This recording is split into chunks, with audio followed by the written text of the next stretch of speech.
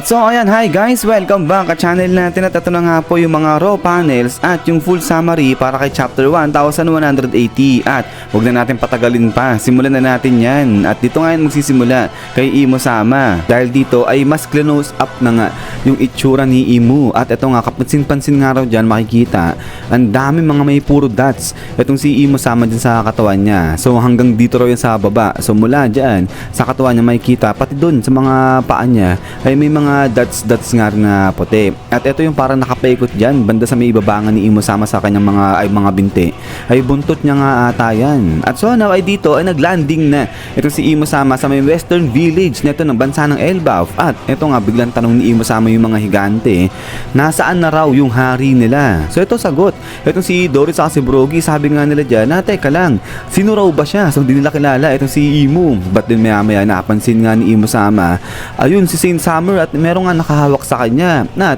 ito nga yung si Gerd. Pero ito suddenly, bigla yung mga daliri ni Gerd bigla nagputol-putol na slash. At ito nga, grabe. Yung hint palang binigay kahapon, ito palang si Gerd yan, daliri niya pala yan. So ito, nabitawan niya nga dyan.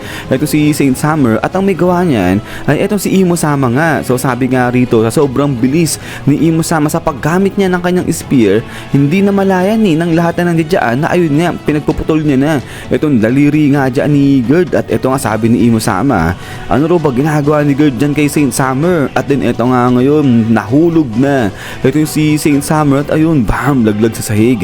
Ito si Saint Summer, habang sa kabilang banda ay ito nga, nagulat ito si Haru din, pati na si Zoro. At lalo na, itong si Gerd sa nangyari. So hindi nga nila napansin yan. At din pagkatapos nga niya nito sa sobrang galit, ay biglang aatakihin na, sunugod na ni Haru din itong si Imo Sama. Pero yun, itong si Stanse nagsisigaw, sabi niya nga dyan na tumigil itong si Haru din. Pero yun nga, nakatingin lang itong si Imo Sama dyan kay Haru din. At din pagkatapos nga niya, spark!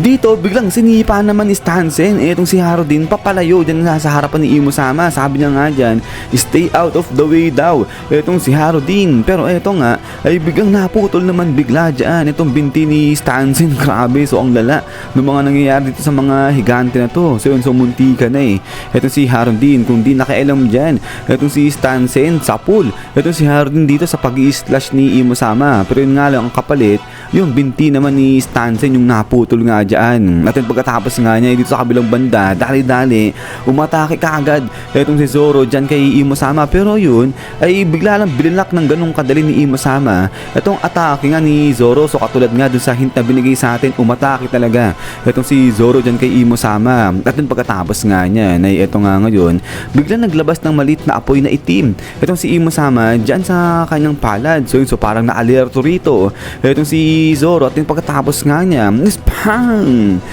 Dito akala mo binaril itong si Zoro ni Imo Sama gamit itong kanyang black fire. Itong tinamaan sa may ulo itong si Zoro nga dyan. So ito talagang gulat na gulat itong si Chopper sa nangyari. But then maya ito may napansin pa rito itong si Imo Sama. At ito nga dating dyan sa harapan niya itong si Hardin. At ito hatawin siya ni Hardin dito. But then maya pa ito nga naglabas ulit ng isang itim na apoy itong si Imo Sama. So ang tawag nga rito ay Omen. So ayan yung pinang-atake niya rin kay Zoro, yung Omen. Pero this time ito nga pinakita na yung paglipad nitong apoy ay parang may itsura siya. So ito parang kala mo minion itong atake nga itong itim na apoy. At ito nagulantang tuloy dyan itong si Haru din. At then pagkatapos nga niya, boom!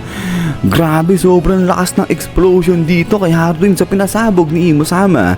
Ayan si Haru din, kaya naman nagkagulatan dito sa may western village ng Elbaf. At then pagkatapos nga niyan, eto nga ngayon, tayo lang itong si Imo Sama, akala mo nothing happen At sabi nga rito na itong itim na ring na to na nakapaligid nga o nasa may ulo na nito ni Imo Sama, it appears nga raw na talagang ring of fire itong nasa ulo na ni Imo Sama at black fire yan. At then ito nga ngayon naglabas ulit ng isang Omen itong si Imo Sama. Pero this time ay dito na nga binigay yan kay Saint Summer. At ito ay makikita nga kapansin-pansin na na-restore daw agad-agad itong si Saint Summer. So yun, so balik sa normal niya itsura itong si Saint Summer dyan. At then pagkatapos nga nito ay dito naman sa kabilang banda biglang lipad na ulit itong si Imo Sama. So yun, so nagkaroon ng pakpak rito itong si Imo Sama. So sa part na to ay parang masabi natin nature naman, pero parang may lahi ata, may dugo ata na Lunarian talaga itong si Imo-sama nga dyan. At so now, eto nga sa paglipad ni Imo-sama, ang pupuntahan niya naman dyan ay etong si Gunko. So makikita,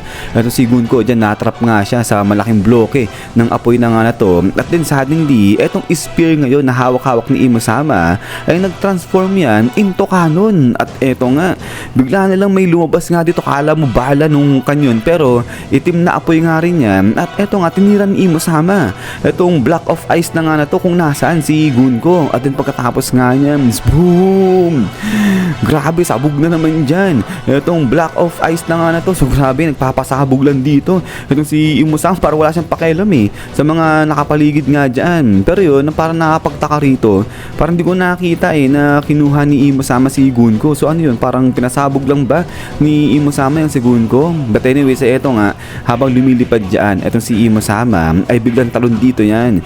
Di kay Killingham naman, dahil eto nga, nag-iingay dyan etong si Killingham. At eto nga, nakita na rin ni Sanji si Imo-sama dahil pumunta na si Imo-sama kung nasaan nga etong si Killingham. At ayun, mapapansin, nagbigay rin ng omen si Imo-sama dun kay Killingham. At ayun, makikita nga na na-restore ulit etong si Killingham na parang katulad sa nangyari kay Saint Summer. So ang bilis nila na bumalik sa kanilang normal, yung kahit na putol-putol na yung katawan nila, naging okay sila kaagad dyan. At din pagkatapos nga nito, ay dito nga biglang umatake na etong si Sanji dyan kay Imo-sama. Pero yun, ay blinak lang din ni Imo-sama etong sipa ni Sanji gamit naman etong kanyang sapatos nga rin, yung sole ng kanyang sapatos. At after nga nito, boom!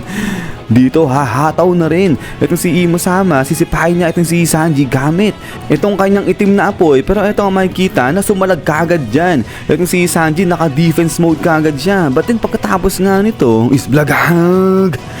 Grabe, ang tindi, ang lakas ng pagsabog rito ng explosion. At sabi nga ng leaker natin dito, hindi alam kung ano nangyari dyan nga kay Sanji pagkatapos siyang sipahin ni Imo-sama. So grabe, ang tindi ni Imo, talagang literal nagpapasabog siya sa chapter na nga na to. Parang lahat pinasabog niya si Harudin, si Gunko, at saka nga itong si Sanji. So si Zoro lang ata yung parang binaril niya dyan sa may ulo. But then pagkatapos nga niya na eto nga, biglang dating ngayon etong si Prince Loki dyan sa harapan mismo ni Imo-sama. So eto na nga, hinarap na ni Prince Loki sa wakas etong si Imo. At eto makikita na parang galit dito etong si Prince Loki kay Imo, parang babanatan niya na yan. But then eto nga, nagsalita na etong si Imo-sama. Sabi niya nga dyan na hinahanap niya yung salarin kung sino yung pumatay sa kanyang servant na nagngalan na Harald. So referring kay King Harald nga. At eto nga, sagot si Prince Loki, sabi niya nga dyan na itong tinutukoy ni Imo-sama yung tinatawag niyang Harald, kahit kailan daw hindi niya servant yon at di niya kung ano man